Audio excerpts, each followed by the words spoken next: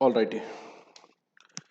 तो चलिए भाई, नया नेक्स्ट लेक्चर स्टार्ट करते हैं, है ना। कौन सा यूनिट है? Unit number 3, charge of GST. तो इसमें हमने पढ़ा कि किन किन गुड्स के सप्लाई पे और किन किन सर्विसेज के सप्लाई पे किस प्रकार से क्या लग सकता है, टैक्स, जीएसटी। तो आमतौर पे जीएसटी लगाने के दो मैकेनिज्म है, एक फॉरवर्ड चार्ज मैकेनिज्म और एक रिवर्स चार्ज मैकेनिज्म। अब रिवर्स चार्ज मैकेनिज्म में सेक्शन 9(3) में और सेक्शन 9(4) में क्या क्या सर्विसेज आती है पर्टिकुलरली, इसके बारे में हमने पढ़ा था। वो सारी सर्विसेज जो गवर्नमेंट ने अभी तक क्या की है, नोटिफाई।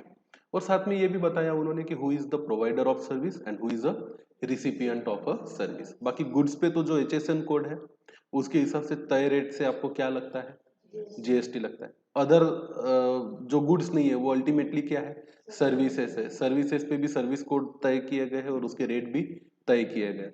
कंस्ट्रक्शन जो है, रियल एस्टेट सेक्टर पर्टिकुलरली जो नए बिल्टअप हुए हैं, मतलब जीएसटी आने के बाद, उन पे जीएसटी कैसे लगेगा, at the rate of 1%, at the rate of 5% and at the rate of 18%।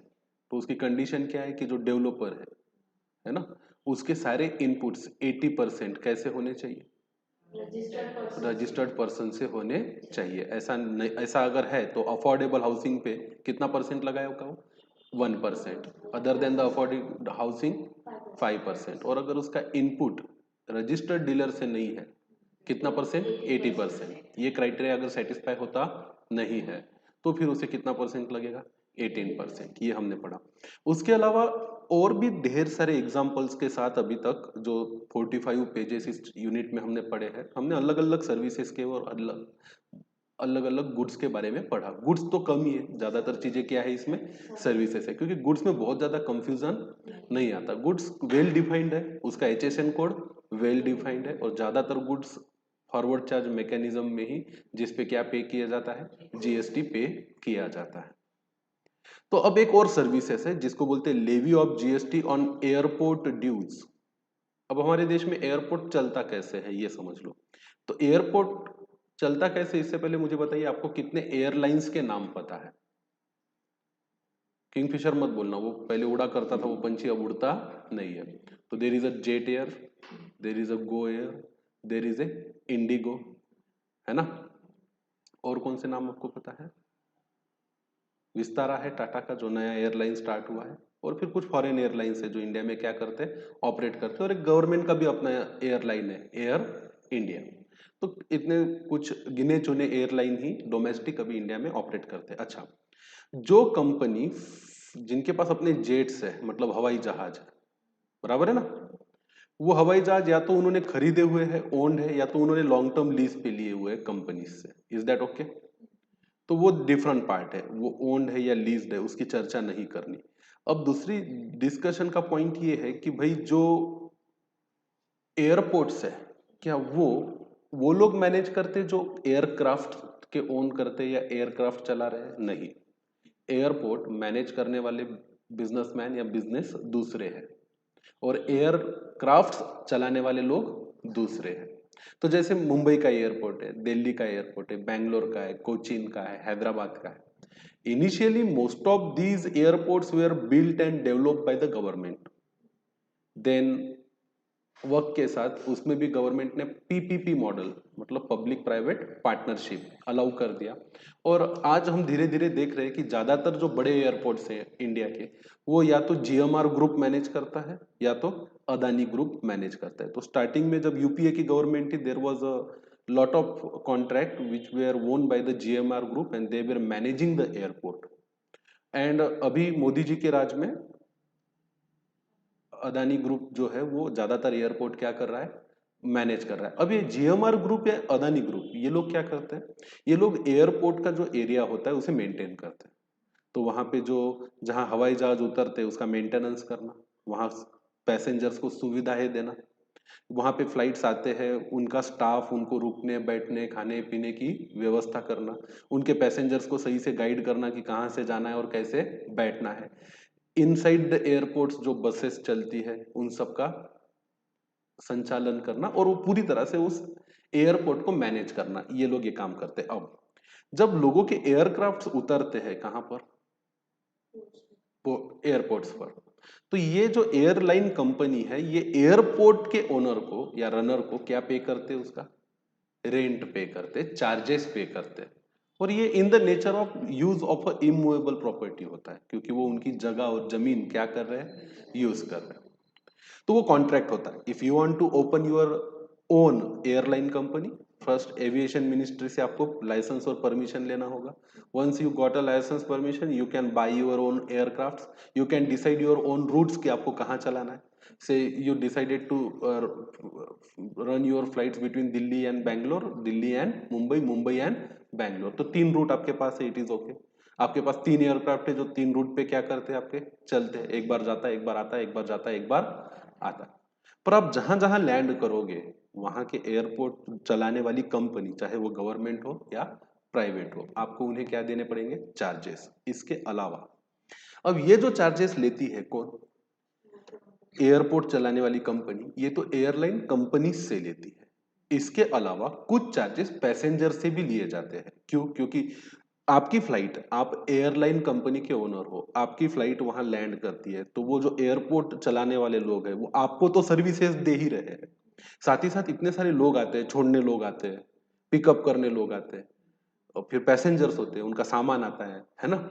इन लोगों को भी तो कौन सेवाएं देता है, एयरपोर्ट चलाने वाले लोग ही क्या करते हैं, इन्हें सर्विसेज देते हैं। तो एयरपोर्ट चलाने वाला इंसान 2 लोगों को सेवाएं देता है, एक एयरलाइन को और एक पैसेंजर्स को। अब एज अ एयरलाइन ट्रैवलर, आप आपका पैसा किसे देते हो, एयरपोर्ट अथॉरिटी को या एयरलाइन को? आप अपना टिकट बुक कराते हो तो पैसा किसको देते हो, एयरलाइन को देते हो। पर आपको सेवाएं कौन दे रहा है, एयरपोर्ट भी दे रहा है और एयरलाइंस भी दे रहा है, दोनों ही। एयरलाइन आपको ट्रैवलिंग की सेवाएं दे रहा है, और बाकी जो ऑन ग्राउंड आपको सेवाएं मिलती है वो तो कौन दे रहा है, एयरपोर्ट। पर पैसा पूरा का पूरा कौन कलेक्ट करती है आपसे, एयरलाइन कलेक्ट करती है। अब इस पूरे सिलसिले में एक व्यक्ति खर्च रहा है, एक व्यक्ति अर्न कर रहा है। पेट किसका दुखेगा, गवर्नमेंट का। अगर उन्हें ये दिख जाए कि कोई व्यक्ति खर्चा कर रहा है, कोई व्यक्ति इनकम कमा रहा है, एक व्यक्ति अपने पीएनएल में डेबिट कर रहा है, दूसरे व्यक्ति के पीएनएल में क्रेडिट हो रहा है, तो गवर्नमेंट बोलते हैं मेरा क्रेडिट कहाँ है इसमें,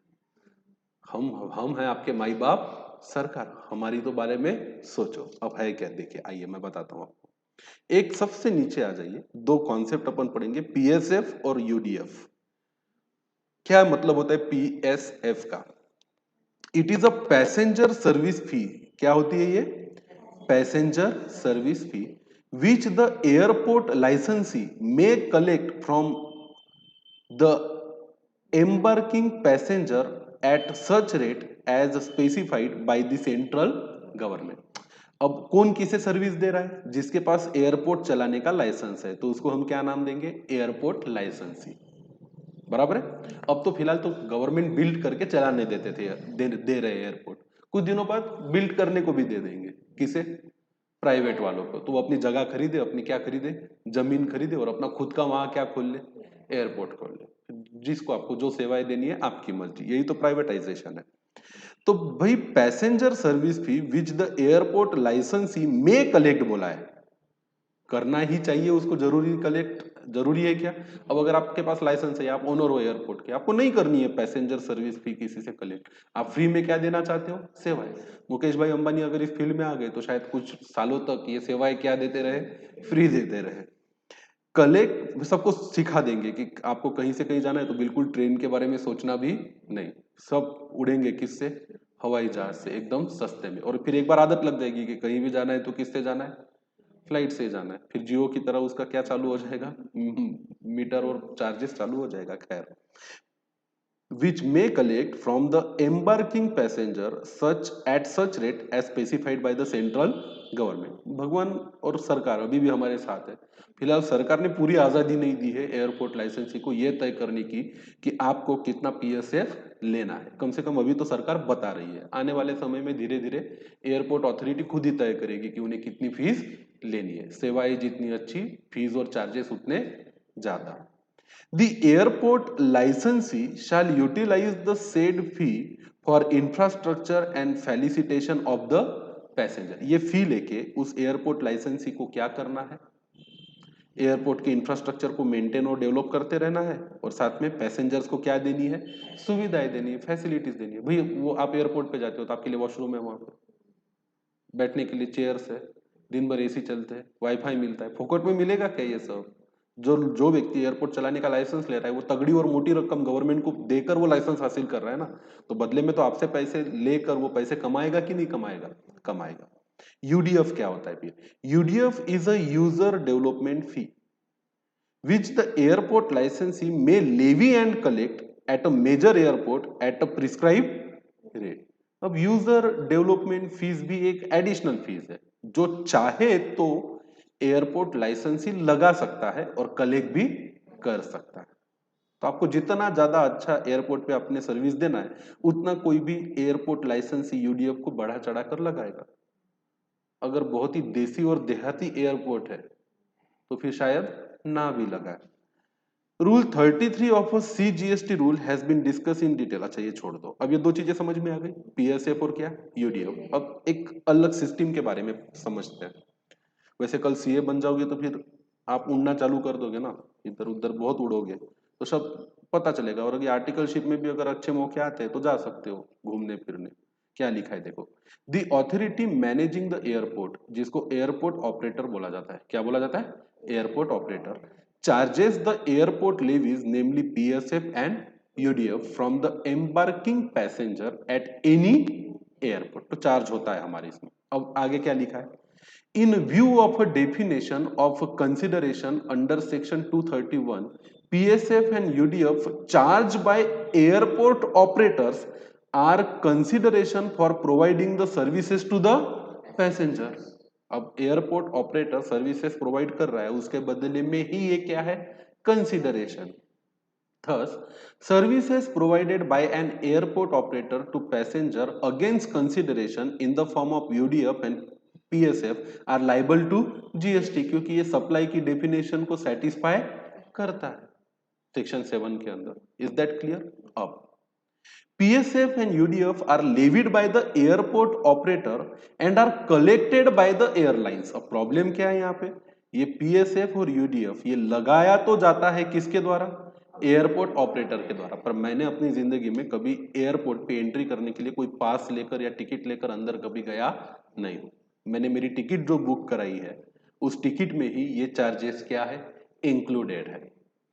These charges are collected by the airlines as an agent of an airport operator and it is and not as a consideration for any services provided by the airlines। Airline तो आपको services दे ही रहा है, travelling services, carrying services, पर उसके अलावा मान के चलो मैं अगर एयरक्राफ्ट का क्या होता, ओनर होता, तो मैं आपको दिल्ली से बॉम्बे जाने के लिए अगर 5000 रुपीज चार्ज करता तो उसमें हो सकता है 3000 मेरे हो और 2000 रुपीज क्या हो, पीएसएफ और यूडीएफ हो।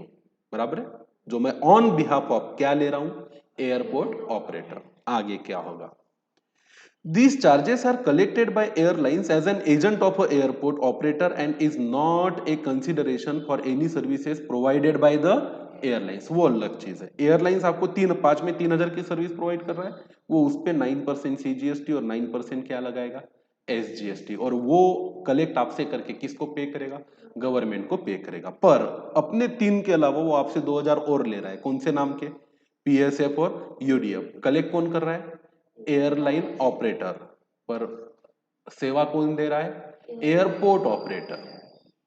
Thus, airline is not responsible for payment of a GST on UDF and PSF provided it satisfy the condition prescribed for the pure agent under Rule 33 of a CGST Rule 19।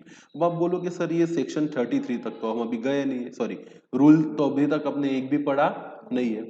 उसमें भी rule कहता है कि एक word आया है pure agent, हमें नहीं पता सर प्योर एजेंट क्या होता है, हो गएगा अगर आप कॉमन सेंस भी लगाओ। प्योर एजेंट मतलब एजेंट जो सिर्फ किसी और के बिहाफ में अपने प्रिंसिपल के बिहाफ में कस्टमर्स के साथ क्या करता है, डील करता है, उसको सेवाएं या गुड्स प्रोवाइड करता है, उसके बदले में प्रिंसिपल के बिहाफ में उससे पैसे कलेक्ट करता है। तो एक तो लॉजिक ये कहता है कि अगर एयरलाइन आपको सर्विस नहीं प्रोवाइड कर रही, वो एजेंट के तौर पे काम कर रहा है, तो ये है कि भाई ये तो जिम्मेदारी नहीं बनती है। किसकी जिम्मेदारी नहीं बनती है जीएसटी इस पे पे करने की?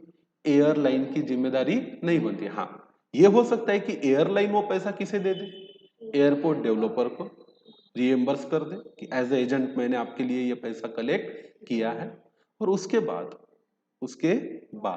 वो एयरपोर्ट ऑपरेटर उस पैसे को किसको पे करे, गवर्नमेंट को पे करे। यहां तक सब ठीक था। The airline acting as a pure agent of a passenger should separately indicate actual amount of PSF and UDF and GST payable on such PSF and UDF by the airport licensee in the invoice issued by airlines to its passenger। भाई airline आपको जो ticket देता है, तो जो ticket है वही तो इनवॉइस है, उसमें सारी डिटेल्स है। तो गवर्नमेंट ने इन्हें गाइडलाइन दी है कि जब आप टिकट इशू करो तो उसमें यूडीएफ कितना है और पीएसएफ कितना है, और उस यूडीएफ और पीएसएफ पे कितना जीएसटी लगा, इसको अलग से डिस्क्राइब करिए। और आपके चार्जेस जो है वो जाहिर सी बात है फिर अलग से दिखेंगे। तो एयरलाइन ऑपरेटर चार्जेस अलग दिखेंगे, एयरपोर्ट ऑपरेटर चार्जेस अलग दिखेंगे। हाँ, यहां तक बात समझ में? एयरलाइन ऑपरेटर चार्जेस पे जीएसटी अलग लगेगा, एयरपोर्ट ऑपरेटर चार्जेस पे जीएसटी अलग लगेगा। हाँ, सेवा तो सब आप ही को मिल रही है as a passenger. The airline shall not take ITC of GST payable or paid on PSF और क्या UDF। कॉमन सेंस है ना, एयरलाइन उसका आईटीसी क्यों लेगा? एयरलाइन की उसका आईटीसी लेने का तो क्या नहीं आता, सवाल ही नहीं आता। They are acting as a pure agent, airport of developer या ऑपरेटर के बिहाफ में वो फीस क्या कर रहा है, कलेक्ट कर रहा है। The airline would only recover the actual PSF and UDF and GST payable on such PSF and UDF by airline operator। क्या लिखा है, कौन कलेक्ट करेगा? एयरलाइन ही कलेक्ट करेगा। The amount so recovered will be excluded from the value of supplies made by airline to its passenger. मतलब अगर bill 5,000 का है, टिकट कितने का है, 5 का है, तो इसमें 2,000 तो बिल 2,000 इंक्लूडिंग जीएसटी अलग है, और हमारी 3,000 इंक्लूडिंग जीएसटी अलग है। ये बात समझ में?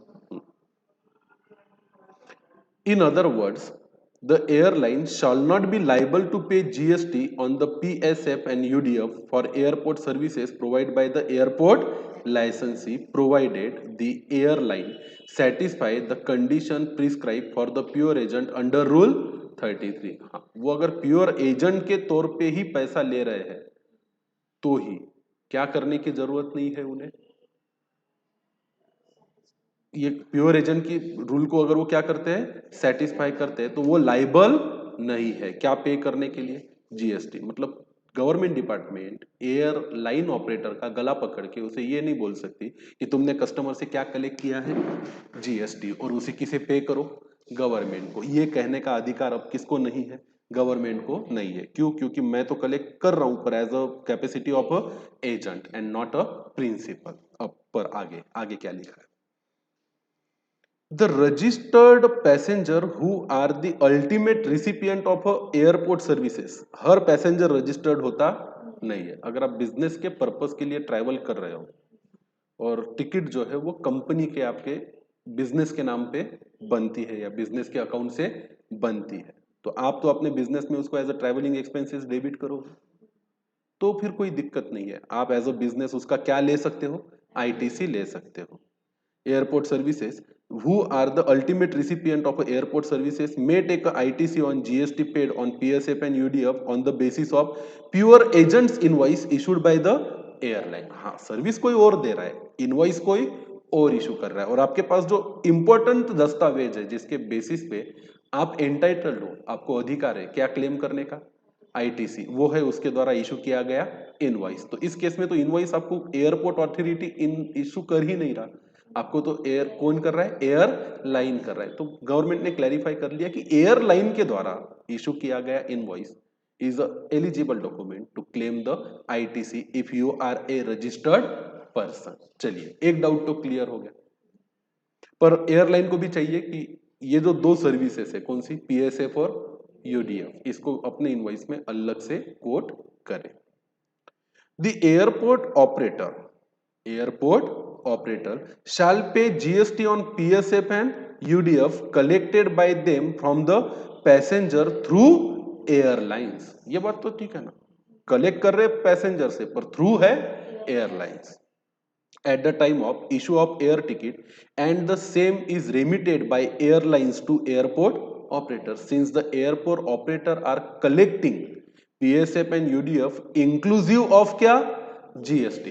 अब भैया उनको जितना भी पैसा मिल रहा है पीएसएफ का और क्या, यूडीएफ के नाम पे, वो तो उस पे तो क्या लगा हुआ है, जीएसटी लगा हुआ है। तो एयरलाइन कंपनी में अगर आप एक अकाउंटेंट की पोस्ट पे या चार्टर्ड अकाउंटेंट की पोस्ट पे क्या करते हो, काम करते हो, तो आप तो पूरा जैसे जो भी आपकी टर्म्स एंड कंडीशन होगी 7 days to 7 days, 15 days to 15 days या 30 दिन के 30 दिन जितना भी कलेक्शन हुआ है वो आपको एयरपोर्ट डेवलपर को क्या करना है, रेमिट करना है। तो आप उसमें अपना हिसाब देखोगे, इतनी हमने टिकटें बेची है, इतना कलेक्ट हुआ है आपका क्या, पीएसएफ और यूडीएफ, इतना है उसका जीएसटी, ये पैसा हम आपको दे रहे हैं, यही करोगे ना आप। ठीक है, अब जिम्मेदारी किसकी बनती है फिर जीएसटी पे करने की, एयरपोर्ट ऑपरेटर की। ये क्लियर है ना। So inclusive of GST there is no question of there not paying GST collected by them to the government. तो अब ये क्लैरिफिकेशन कैसे आया था, ये आया था 2019 में। एक एयरपोर्ट ऑपरेटर किसके पास चला गया, डिपार्टमेंट के पास, उन्होंने क्या बोला, हमने तो किसी से क्या कलेक्ट नहीं किया, जीएसटी लिया ही नहीं, तो हम जीएसटी क्यों दें, हम तो पैसा जो ले रहे हैं वो ले रहे हैं एयरलाइन से। जीएसटी कौन कलेक्ट कर रहा है कंज्यूमर से, एयरलाइन, तो आप मांगो भी किसको, एयरलाइन को। तो ये लोग फिर चले गए एयरलाइन के पास। एयरलाइन ने क्या बोला, हम तो एजेंट है जी, हम कौन है, एजेंट, हम मानते हैं कि हमने क्या किया, कलेक्ट किया, पर कलेक्ट करके हमने जीएसटी के साथ पूरा पैसा किसे दे दिया, एयरपोर्ट ऑपरेटर को। तो बताइए, हम उनको पूरा पैसा जब दे दिए हैं, सेवाएं भी कौन दे रहा है, एयरपोर्ट ऑपरेटर दे रहा है, तो हम कैसे भरे जी उसका जीएसटी। तो फिर ऑफिसर ने बोला ठीक है, तो वो वापिस आया किसके पास, एयरपोर्ट के अथॉरिटी के पास। उसको बोला कि क्या वो लोग पूरा पैसा आपको देते हैं, हाँ बोले देते हैं ना। तो बोले वो तो इंक्लूसिव ऑफ जीएसटी है, जितना उन्होंने कस्टमर से क्या कलेक्ट किया, जीएसटी कलेक्ट किया, वो भी आपको दे दिया, तो आप भरो ना। तो बोले ये हमें पता नहीं था, हमारे पास तो इतने पैसे आते कि हमने इतने कलेक्ट किए और दे दिए, हमें नहीं पता था कि इसमें क्या लगा हुआ है, जीएसटी लगा हुआ। मतलब फिर आप हिसाब करो ना कि आपने कितना यूडीएफ और कितना पीएसएफ कलेक्ट करने के लिए बोला था। अगर आपने बोला था कि 300 करोड़ कलेक्ट करो, तो आपको तो आए ना 336 करोड़। तो ये ऊपर के 36 करोड़ क्या आपको खुश होके दिए क्या किसी ने, नहीं ना, जाहिर सी बात है, ये उस पे का क्या है, जीएसटी है, तो चुपचाप इसको क्या कर दीजिए, पे कर दीजिए। हाँ, तो फिर इन्होंने अच्छी भाषा में बोला, there is no question of there not paying GST collected by them to the government. सवाल ही नहीं उठता कि आप हमें क्या पे ना करो, जीएसटी पे ना करो। तो होते हैं कभी कभी ऐसे सब किस्से बनते हैं, और ये बनते हुए किस्सों के साथ लॉ और बुक भी अपनी बनती चली जाती है। और गवर्नमेंट ऑफिसर्स को भी ढेर सारा काम रहता है, उनके पास अलग अलग खत आते हैं, ऑफिसर से इनपुट आते हैं, अरे ये तो बोल रहा है हम नहीं भरेंगे, वो तो बोल रहा है हम भी नहीं भरेंगे, वो तो बोल रहा है मैंने उसको दे दिए, ये तो बोलता है कि उसने उसको दे दिए। फिर ये लोग पूरे सिनारियो को और केसेस को क्या करते हैं, समझते हैं, और उसके लिए क्या जारी कर देते हैं, सर्कुलर, कि ये मानो ये खास आपके लिए हमने निकाला। अब वो गवर्नमेंट जीएसटी डिपार्टमेंट उस पर्टिकुलर केस को आधार मानते हुए एक सर्कुलर जारी कर देता है, पर हमारे लिए तो वो सिलेबस बन जाता है ना, आने वाला हर सर्कुलर हमारे लिए तो क्या बन गया, एक सिलेबस बन गया, चाहे आप कभी फ्लाइट में बैठे भी ना हो। क्या करें अब इसको। चलिए अब आते हैं चार्ज ऑफ जीएसटी में, जहां फॉरवर्ड चार्ज में क्या लगता है, जीएसटी, जहां रिवर्स चार्ज में क्या लगता है, जीएसटी, और कुछ ऐसे केसेस जहां आपको समझने में शायद क्या हो, दिक्कत हो कि इस पर्टिकुलर टाइप के सर्विसेज पे कैसे लगना चाहिए जीएसटी। जैसे रियल एस्टेट था, न्यू प्रोजेक्ट्स की बात हो रही थी, वहां पे ओल्ड प्रोजेक्ट की नहीं, मतलब बना बनाया पहले का ही घर है, पहले की फ्लैट सिस्टम है, तो उसको बेचने पे या ट्रांसफर करने पे क्या नहीं लगता, जीएसटी नहीं लगता। पर डेवलपर अगर आज जीएसटी के जमाने में डेवलप करके बेचता है तो उस पे क्या लगेगा, जीएसटी लगेगा। ये समझ लिया। एयरपोर्ट के जो अलग चार्जेस होते हैं उस पे कैसा लगेगा ये समझ लिया। इसको याद रखना, इस पे एग्जाम में क्या कभी भी पूछा जा सकता है क्वेश्चन। अब ये नोटिफिकेशन आया था 11/10/2019 में, तो जो एग्जाम हुआ था मई 2020 में, जो कि हुआ ही नहीं था कोविड की वजह से, तो वहां इसके आने के चांसेस ज्यादा थे। फिर उसके बाद अगला एग्जाम हुआ दिसंबर 2020 और ऑप्ट आउट वाले का जनवरी 2021, तो ये उसके बिल्कुल पहले के नोटिफिकेशन थे, तो उस एग्जाम में आने के इसके चांसेस बढ़ जाते हैं। तो अभी जो लेटेस्ट रिसेंट नोटिफिकेशन आए हैं, जिसे हम एक अलग लेक्चर में कवर करेंगे, जिसे हम नाम देंगे क्या, अमेंडमेंट्स, उस पे ज्यादा फोकस करना है, उस पे क्वेश्चन आने की संभावनाएं ज्यादा है। क्योंकि ये पुराने जो आए थे वो पढ़ के जो सीए बन गए वो तो है ही, तो जो नया आया है वो पढ़ के जो सीए बने उसकी मार्केट में क्या रहेगी, डिमांड है। अब एक और लेवी है जहां हमने कंपोजिशन लेवी की बात की। किसकी बात की, कंपोजिशन। अब आपको क्या नहीं लेना है आपके परचेस पे, आईटीसी नहीं लेना है आपको। आपके इनवॉइस में सेपरेटली क्या नहीं चार्ज करना है, जीएसटी भी नहीं चार्ज करना है आपको। आपके टैक्सेबल टर्नओवर पे सिर्फ 1% या 2% के प्रिस्क्राइब रेट से क्या पे करना है, जीएसटी। और ये किसकी सहायता के लिए लाया गया है, छोटे बिजनेसमैन। इससे आईटीसी की चेन ब्रेक जरूर होती है, पर छोटे लोगों पे ज्यादा कंप्लायंस बर्डन डालना भी सही बात नहीं है। आइए, कंपोजिशन लेवी कहां बात होती है, इस कंपोजिशन लेवी का सेक्शन कौन सा है, 10। तो हमने सीजीएसटी का सेक्शन 7 पढ़े, 8 पढ़े, 9 पढ़े, अब किसको पढ़ रहे हैं अपन, 10। आइए क्या लिखा है, notwithstanding anything to the contrary content in the act but subject to the provision of a subsection 3 and 4 of section 9। इसका मतलब क्या है, मतलब इस जीएसटी कानून के बाकी कोई भी प्रावधान उन लोगों को लागू नहीं होंगे जो लोग सेक्शन 10 के अंदर आते हैं, but subject to provision of section 3 and subsection 4 of section 9। इसका मतलब ये आरसीएम इनको भी लगेगा, इसका मतलब आरसीएम से इनकी मुक्ति नहीं है। क्या लिखा है, इसका मतलब क्या, आरसीएम रिवर्स चार्ज मैकेनिज्म को कंप्लाई करना उसके लिए भी जरूरी है जो कंपोजिशन स्कीम में है।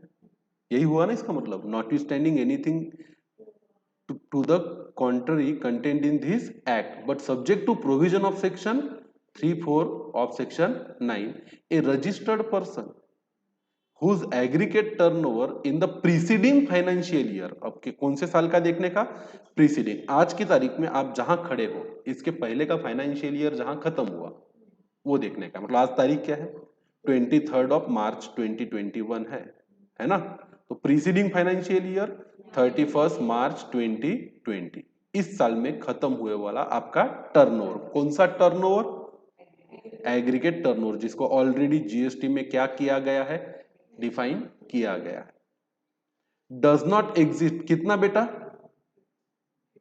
50 लाख, मे opt to pay in lieu of a tax payable by him under section 1 of section 9।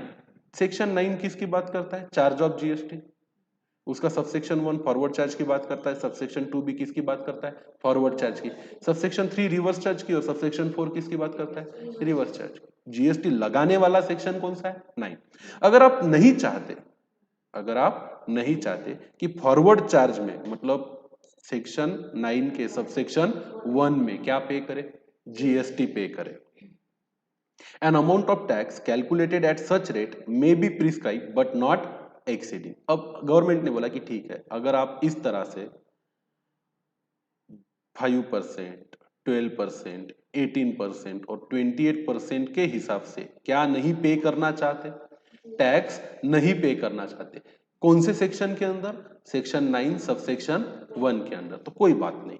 अगर आप एक ऐसे व्यक्ति हो जो जीएसटी में रजिस्टर्ड है, मतलब जिसकी रजिस्ट्रेशन की मर्यादा थ्रेशोल्ड लिमिट से ऊपर है, या आप वॉलेंटरीली क्या करवा रहे हो, रजिस्ट्रेशन करवा रहे हो, और तो और आपका टर्नओवर पिछले साल में कितने से ज्यादा नहीं है, 50 लाख रुपए से ज्यादा नहीं है, तो आप सेक्शन 9 सबसेक्शन 1 में 5%, 12%, 18% और 28% से मत भरिए। आपके लिए हम क्या नोटिफाई करेंगे, प्रिस्क्राइब करेंगे, अलग से रेट प्रिस्क्राइब करेंगे, पर ये कितने से ज्यादा नहीं होना चाहिए, अरे रेट कितने से ज्यादा नहीं होना चाहिए, तो नीचे दिया है 1% of a turnover in state और turnover in union territory in case of क्या, मैन्युफैक्चरर। अगर आप क्या हो, मैन्युफैक्चरर हो, तो आप पे लगने वाला टैक्स कितने परसेंट से ज्यादा नहीं रहेगा, 1% से ज्यादा नहीं रहेगा। 2.5% ऑफ अ टर्न, 1% मतलब क्या, किसका 1%, सी और एस मिला के कि सिर्फ सी का मिला के, सिर्फ सी का मिला के, मतलब अगर आप मैन्युफैक्चरर हो तो आप पे CGST 1% और SGST 1%, ऐसा कुल आपके टर्नओवर का कितना परसेंट लगेगा, 2%। 2.5% किसका, सिर्फ CGST का, मतलब 2.5% साथ में आ गया किसका, SGST का भी, of the turnover in the state और turnover in the union territory. अब यहां पर बार बार वर्ड यूज हो रहा है turnover in the state, turnover in the state, इसका मतलब है कि ऐसा व्यक्ति जिसका टर्नओवर आउट ऑफ स्टेट भी है वो कहां नहीं जा सकता, कंपोजिशन लेवी में नहीं जा सकता, भले ही फिर आपका टर्नओवर 50 लाख से कम ही क्यों ना हो। 2.5% CGST and 2.5% SGST in case of a person engaged in making a supply referred into clause B of a paragraph 6 of schedule 2। फिर आप बोलोगे कहां पढ़ा सर, हमने तो पता ही नहीं ये क्या है, clause B of paragraph 6 of schedule 2। हो, अब शेड्यूल 2 कौन से गुड्स है और कौन से सर्विसेज है, इसे क्या किया गया है, वहां पे डिफाइन किया गया है। चलिए यहाँ पे बात हो रही है एक्चुअली रेस्टोरेंट सर्विस प्रोवाइडर की, किसकी बात हो रही है, रेस्टोरेंट सर्विस प्रोवाइडर की, क्योंकि वो तो गुड्स भी देता है और क्या देता है, सर्विस भी देता है, बराबर है। और 0.5% ऑफ अ टर्नओवर मतलब 0.5% CGST का प्लस 0.5% SGST का, मतलब कुल मिला के कितना परसेंट हो गया, 1% of a turnover in the state और union territory in case of a क्या, अदर सप्लायर। तो भाई छोटे बिजनेसमैन कौन हो सकते हैं, छोटे बिजनेसमैन वो हो सकते हैं जो मैन्युफैक्चरर है।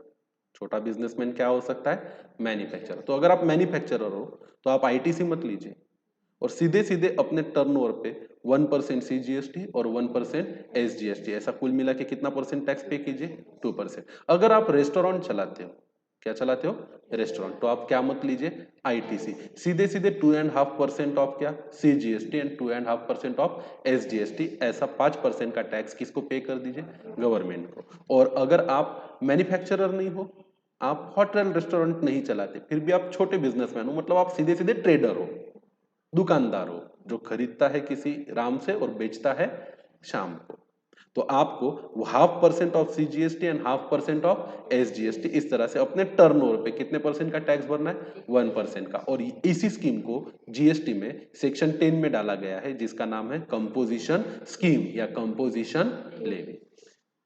और क्या बोला है, subject to such condition and restriction as may be prescribe. ऐसा नहीं है कि फिर कोई बहुत बड़ा व्यापारी बोलेगा मैं भी इसे चला जाता हूँ, इतने सारे झंझट झमेले, फिर कल को आपको कोई बोलेगा रियल एस्टेट डेवलपर मैं भी चला जाऊंगा कहाँ, कंपोजिशन लेवी में, तो नहीं, पहले तो आप बड़े व्यापारी हो तो नहीं जा सकते, क्यों, क्योंकि इसकी लिमिट ही कितनी है, 50 लाख।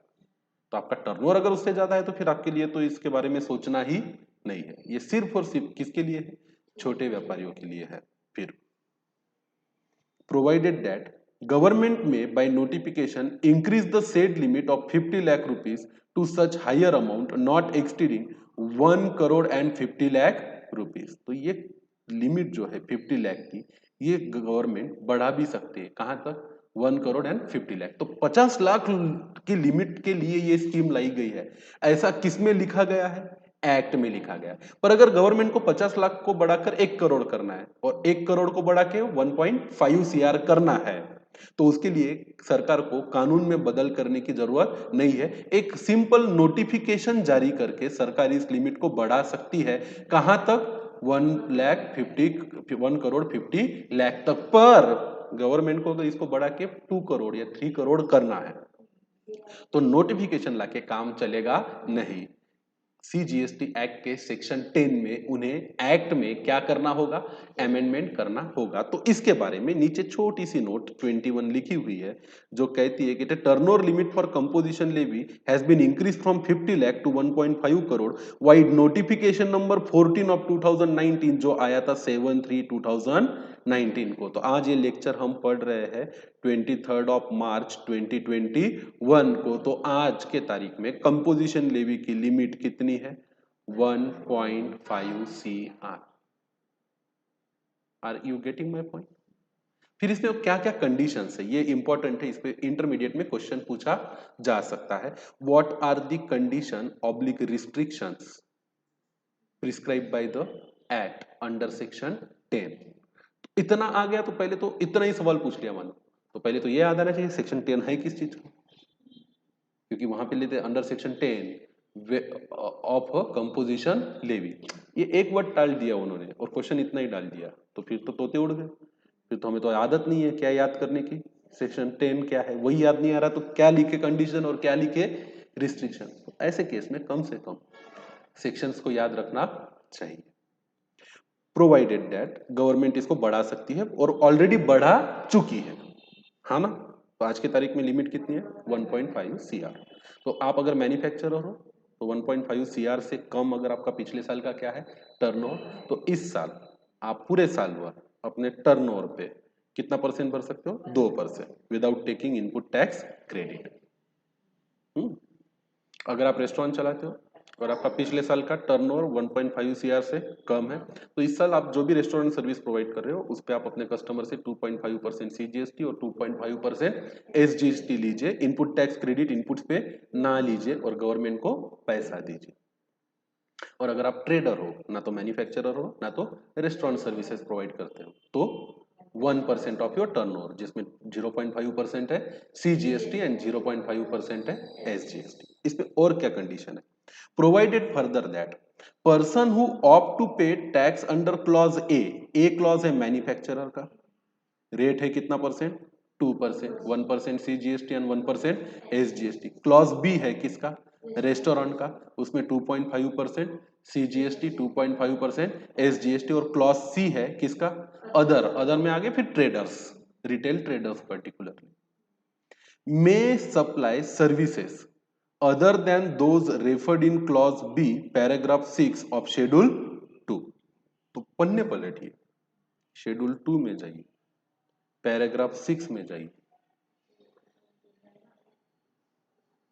दिया है टेबल आपके यूनिट पिछले वाली यूनिट में। कहां आना है आपको, फिर पिछले चैप्टर में यूनिट नंबर 2 के शेड्यूल 2 में। और शेड्यूल 2 आपको किसकी बात करता है, कंपोजिट सप्लाई में, जिसमें बात होती है किसकी बेटा, वर्क्स कॉन्ट्रैक्ट की। तो आप कंपोजिशन के अंदर दूसरे सर्विसेज भी क्या कर सकते हो, प्रोवाइड कर सकते हो सिवाय किसके, वर्क्स कॉन्ट्रैक्ट। तो इसका मतलब क्या होता है, आइए पढ़ते हैं। Provided further that a person who opt for पे टैक्स अंडर क्लॉज ए या क्लॉज बी, मतलब 2% से, 5% से या 1% से। पर सीजीएसटी एक्ट में 2% मतलब 1, 5 मतलब 2.5 और 1 मतलब 0.5।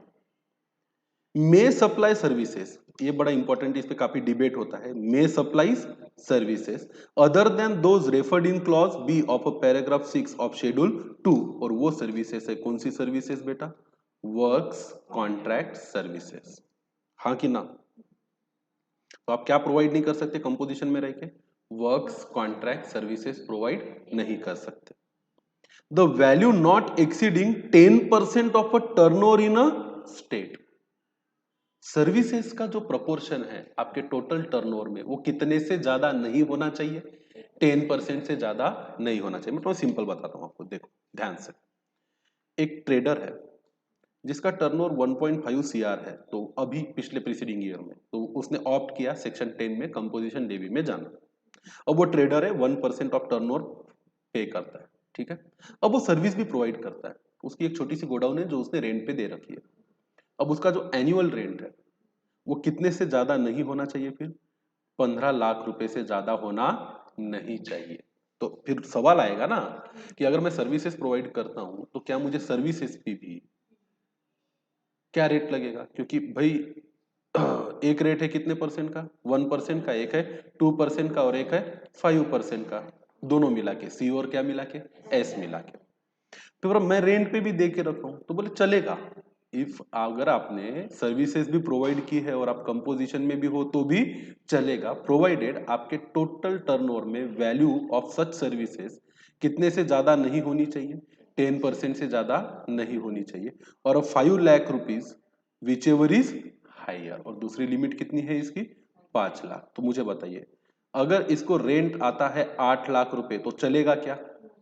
अरे विच एवर इज हायर है ना भाई, क्या नहीं बोल रहे हो, 1.5 करोड़ का टर्नओवर है, तो वो कितने तक सर्विस दे सकता है, एक 15 लाख और दूसरा 5 लाख, हायर क्या है फिर इसमें, 15 लाख। अब एक व्यक्ति है जिसका टर्नओवर है 50 लाख, अब इसका रेंट आता है उसको 8 लाख, बराबर है 50 लाख के टर्नओवर, 10% ऑफ टर्नओवर कितना होता है, 5 लाख, विच इज हाइयर,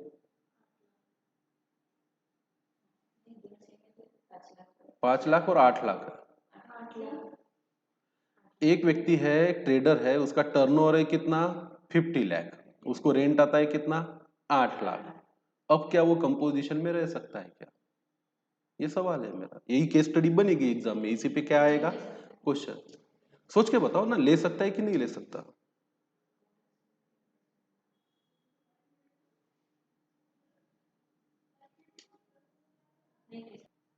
बोलो लेगा कि नहीं लेगा, नहीं लेगा, क्योंकि उसके 50 लाख के टर्नओवर का 10% कितना होता है, 5 लाख, और लिमिट भी ऐसी कितनी है, 5 ही लाख। और अगर उसको रेंट ही मिल रहा है, मतलब वो सर्विस प्रोवाइड कर रहा है कितने की, 8 लाख की, तो उसको कंपोजिशन में जाना अलाउ नहीं है। तो सवाल पूछा जाएगा क्या सर्विस प्रोवाइडर कंपोजिशन में नहीं भी बिल्कुल ही नहीं जा सकता क्या, नहीं, ऐसा नहीं है, जा सकता है, प्रोवाइडेड आपके द्वारा प्रोवाइड की जाने वाली सर्विसेज आपके टर्नओवर के 10% या 5 lakh which ever is higher से ज्यादा ना हो। Explanation. For the purpose of this second proviso, the value of exempt supply or services provided by way of extending deposit, loans or advances insofar as the consideration is represented by way of interest or discount shall not be taken into account for determining the value of a turnover in the state or union territory. अब जब turnover determine करोगे तो 4 marks का question बनता है exam में, क्या determine करने के लिए, टर्नओवर, और ये बताने के लिए कि उसको कंपोजिशन में जाने के लिए एलिजिबल है या नहीं है। तो टर्नओवर में क्या नहीं लेगा, for the purpose of the second proviso, ये सेकंड प्रोविजो, यहाँ पे प्रोवाइडेड दैट एक बार लिखा तो ये हो गई फर्स्ट प्रोविजो, ये हो गई कौन सी proviso, first, provided further that लिखा तो ये हो गई उसकी सेकंड प्रोविजो।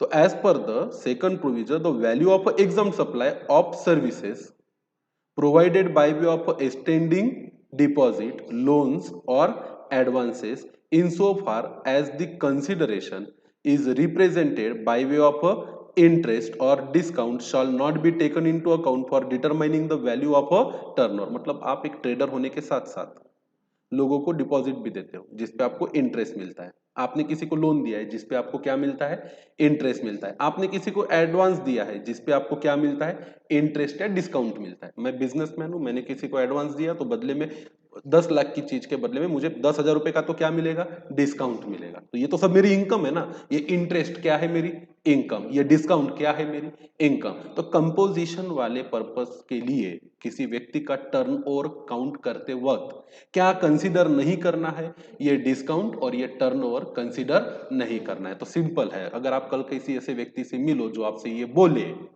कि क्या मैं कंपोजिशन के लिए एलिजिबल हूं क्या, तो उनसे उनका मंगाने का trading account and profit and loss account और बैलेंस शीट, उस पे से तय करने का कि इनका टर्नओवर कितना है। उसमें अगर पीएनएल के क्रेडिट में आपको दिखता है interest on deposits, discount on advances, ऐसे टाइप की इनकम को कंसीडर करने का नहीं है। इसमें दो ही इंटरेस्ट बात की गई है, इंटरेस्ट जो मिलता है आपको डिपॉजिट या लोन पे और डिस्काउंट जो मिलता है आपको एडवांसेस पे। इसके अलावा कोई भी चीज आपको पीएनएल के क्रेडिट में दिखे तो उसको क्या मान लीजिए, टर्नओवर मान लीजिए, क्योंकि ये बिल्कुल स्पेसिफिकली दी गई हुई सेकंड प्रोविजो है to the section 10।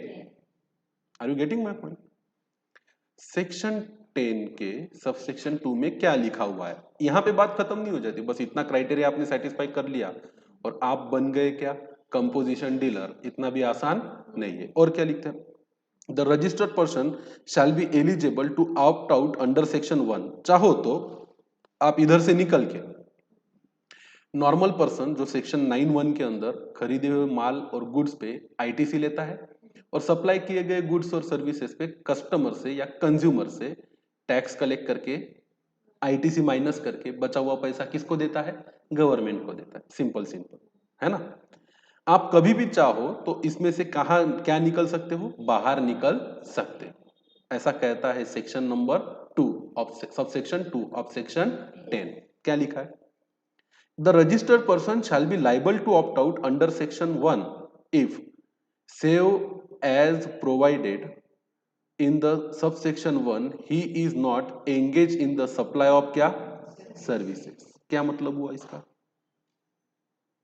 save as provided in subsection 1 he is not engaged in the supply of क्या, services। क्या मतलब हुआ इसका, save as provided in subsection 1 he is not engaged in the supply of आओ चलो, the registered person shall be eligible to opt under section subsection 1। आप opt कर सकते हो कंपोजिशन में जाने के लिए अगर आप कौन हो, save as provided in subsection 1 he is not engage in the supply of क्या, सर्विसेज। मतलब आप अगर सर्विस का सप्लाई नहीं करते हो और करते भी हो तो उस एलिजिबल जो लिमिट है 10% ऑफ क्या, टर्नओवर या 5 लाख, इस लिमिट के अंदर है तो आप ऑप्ट कर सकते हो कंपोजिशन लेवी में। मतलब आप टैक्स भरोगे सेक्शन 10 के सबसेक्शन 1 में, बराबर है। अगर आप सप्लाई ऑफ सर्विसेज नहीं देते हो उस प्रिस्क्राइब लिमिट के ऊपर। फिर कौन ले सकता है कंपोजिशन में, ऐसा person who is not engage in making any supply of goods which are not leviable to tax under this act. हाँ, मतलब अनटैक्सेबल गुड्स के आप अगर क्या हो, सप्लायर, तो आप किधर जा सकते हो, कंपोजिशन लेवी में। he is not engaged in making any supply of goods which are not liable to tax under this act, then you can opt under the subsection 1। he is not engaged, कौन व्यक्ति, ऐसा व्यक्ति जो engage नहीं है इन making any interstate outward supply. मतलब आप अगर एक स्टेट से दूसरे स्टेट में माल नहीं बेचते हो तो फिर आप क्या ले सकते हो, कंपोजिशन स्कीम ले सकते हो। इसका मतलब है कि अगर आप इंटरस्टेट सेल करते हो, आप सप्लाईज ऑफ सर्विसेज करते हो, आप ऐसे गुड्स को बेचते हो जिसपे इस एक्ट के अंदर क्या नहीं लगता, टैक्स नहीं लगता, तो आप कंपोजिशन नहीं ले सकते। कौन ले सकता है, he is not engage in making any supply of goods through an electronic commerce operator who is required to collect tax at source under section 51। तो ये अपना जीएसटी का टैक्स कलेक्टेड एट सोर्स है, टीसीएस है। इसको आगे पढ़ेंगे कौन से सेक्शन में, 57। तो आप अगर ऐसे व्यक्ति हो जो सप्लाई करते हैं थ्रू क्या, इलेक्ट्रॉनिक कॉमर्स ऑपरेटर, तो आपने कंपोजिशन स्कीम लेना नहीं है। पर अगर आप नॉर्मल बिजनेस करते हो जहां पे इलेक्ट्रॉनिक कॉमर्स ऑपरेटर का कोई लेना देना नहीं है तो आप कंपोजिशन में भी जा सकते हो, प्रोवाइडेड आपका टर्नओवर 1.5 सीआर से कम होना चाहिए। He is not a manufacturer of such goods as may be notified by the government on the recommendation of a council। अब अगर मैन्युफैक्चरर इस सेक्शन के क्लॉज ए में 1% सीजीएसटी और 1% एसजीएसटी, ऐसा कितने परसेंट का टैक्स भर सकता है, 2% का टैक्स अगर भर सकता है। अब मुझे बताओ, आईजीएसटी में तो ये प्रोविजन ही नहीं है कंपोजिशन की, होना ही नहीं चाहिए। क्यों, क्योंकि वो तो एक्ट ही लागू होता है one state to another state या फिर इंपोर्ट और एक्सपोर्ट पे, उनके लिए तो है ही नहीं कंपोजिशन, तो कौन नहीं कर सकता। अगर आप ऐसे मैन्युफैक्चरर हो जो गुड्स नोटिफाई किए हैं गवर्नमेंट, फिर आपका टर्नओवर भले ही कम क्यों ना हो, आप नहीं जा सकते कहां पे, कंपोजिशन लेवी के अंदर नहीं जा सकते। सोचना भी मत, क्योंकि आप कुछ ऐसी खास चीजें बेचते हो जहां गवर्नमेंट नहीं चाहती कि आप कंपोजिशन में जाओ। He is neither a casual taxable person nor non resident taxable person. क्या हमने डेफिनेशन पढ़ी क्या कैजुअल टैक्सेबल पर्सन की? क्या हमने डेफिनेशन पढ़ी क्या नॉन रेसिडेंट टैक्सेबल पर्सन की? नहीं पढ़ेंगे आने वाले समय। Provided that where more than one registered person, अब ये इसका सेक्शन 2 का प्रोविजो भी है सेक्शन 10 सबसेक्शन 1 का एकमात्र प्रोविजो है। Provided that where more than one registered person are having the same permanent account number issued under the Income Tax Act 1961, the registered person shall not be eligible to opt for the scheme, मतलब composition scheme under subsection 1 of section 10 unless all such registered person opt to pay under that subsection। तो ऐसा है कि अगर आप एक ही व्यक्ति हो और आपने एक ही स्टेट में अलग अलग क्या ले रखे हैं जीएसटी के रजिस्ट्रेशन, तो आप ये नहीं बोल सकते कि मेरा मुंबई का सेंटर कंपोजिशन में रहेगा और मेरा औरंगाबाद का सब जो है वो सेक्शन 9 के अंदर रेगुलरली पे करेगा ना, ऐसा नहीं। जाना है तो सब लोग मिल के उठ के एक साथ किधर चले जाओ कंपोजिशन में चले जाओ, और ऐसे में टर्नओवर भी एक पैन पे होने वाला एग्रीगेट टर्नओवर ही माना जाएगा। मतलब आपने दोनों तीनों चारों पांचों सेंटर का टर्नओवर 1.5 सीआर से ज्यादा होना नहीं चाहिए। किसी भी जगह पे आपके सर्विसेज का सेल आपके टर्नओवर के 10% या 5 लाख से ज्यादा नहीं होना चाहिए। आपने वो नोटिफाइड और स्पेसिफाइड गुड नहीं बेचने चाहिए। आपने एक स्टेट से दूसरे स्टेट में सप्लाई नहीं करना चाहिए। इसका सेक्शन 10 जो कंपोजिशन लेवी की बात करता है, इस सेक्शन का सेक्शन सबसेक्शन 2A कहता है notwithstanding anything contrary content in this act but subject to provision of subsection 3 and 4 of section 9 a registered person not eligible to opt to pay tax under subsection 1, मतलब ये ऊपर के लोग ABCDEF ये नहीं पालन करते आप, तो आप क्या नहीं कर सकते कंपोजिशन में नहीं जा सकते। तो ऐसे लोग जो कंपोजिशन में नहीं जा सकते and subsection 2 whose aggregate turnover in the preceding financial year did not exceed 50 lakh rupees, बाद में इसको चेंज करके कर दिया कितना 1.5 CR। कानून में अभी भी 50 लाख ही लिखा है और उसको बढ़ाने का अधिकार कानून ने ही दिया, किसको? गवर्नमेंट को, और गवर्नमेंट ने बढ़ा भी दिया 50 लाख को बढ़ा के कितना कर दिया 1.5 CR।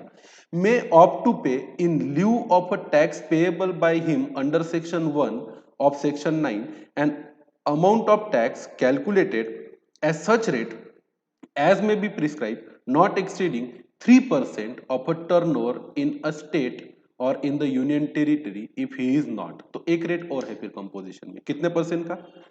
नॉट एक्सीडिंग कितना परसेंट है?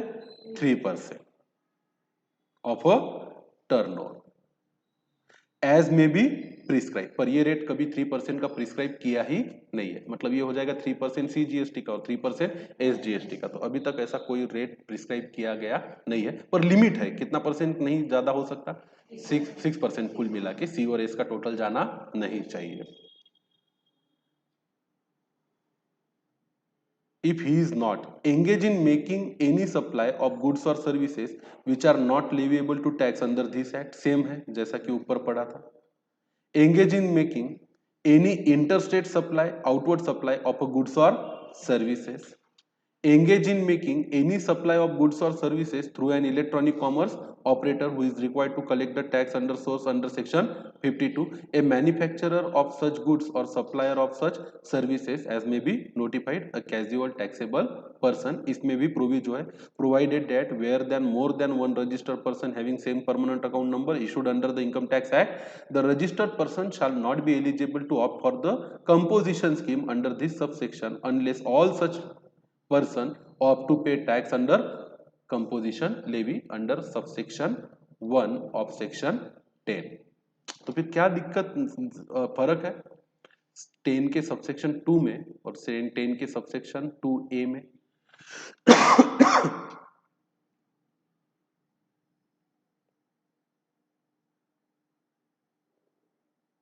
क्या डिफरेंस है सबसेक्शन 2 में?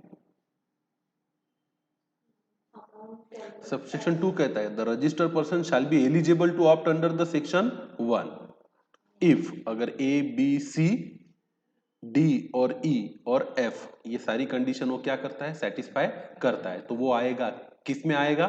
कंपोजिशन स्कीम में। अगर वो कंपोजिशन स्कीम में आ गया तो रेट कितने से एक्सीड नहीं होंगे? 3% CGST और 3% SGST, मतलब कुल मिला के कितने से एक्सीड नहीं होंगे? 6%। तो सेक्शन 2 कौन आएगा इसकी बात करता है, और अगर आ गए तो रेट कितने से ज्यादा नहीं रहेगा, इसकी बात करता है क्या? 2A। बराबर है ना? तो चलिए, आ तो गए आप कंपोजिशन, अब आगे क्या? ये सब काम नहीं करने आपने, इंटरस्टेट सप्लाई नहीं करना है, जो नोटिफाइड गुड्स है उसका सप्लाई नहीं करना है, इलेक्ट्रॉनिक कॉमर्स ऑपरेटर के थ्रू बिजनेस नहीं करना है, एंड सो ऑन। उसका सबसेक्शन 3 कहता है the option availed by the registered person under subsection 1 और subsection 2A as the case may be shall lapse with effect from the day on which his aggregate turnover during a financial year exceed the limit specified under section 1 और subsection 2A as the case may be। मतलब पिछले साल मेरा turnover 1.5 CR के अंदर था, अब इस साल मेरा टर्नओवर बढ़ा है, अब मान के चलो अप्रैल में नहीं गया 1.5 CR के ऊपर, मई में, जून, जुलाई, अगस्त, सितंबर, अक्टूबर, नवंबर, दिसंबर, जनवरी में भी नहीं गया, पर मैं चला गया 1. CR टच कर लिया मैंने 13 फरवरी को। कौन सी तारीख को?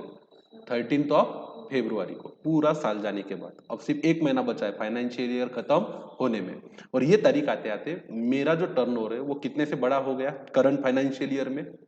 1.5 CR से ऊपर हो गया। तो 13 को ही मुझे अप्लाई करना पड़ेगा ऑनलाइन, कि अब मुझे बाहर निकलना है कहां से? कंपोजिशन के सेक्शन 10 से, और मुझे जाना है रेगुलर स्कीम के सेक्शन 9। तो मैं 10(1) से निकलूंगा, या मैं सेक्शन 10(2)A से निकलूंगा। मैं सेक्शन 10(1) में रह सकता हूं, मैं सेक्शन 10(2)A में रह सकता हूं। मुझे यहां से निकल जाना है और मुझे वापस जाना है कहां पर?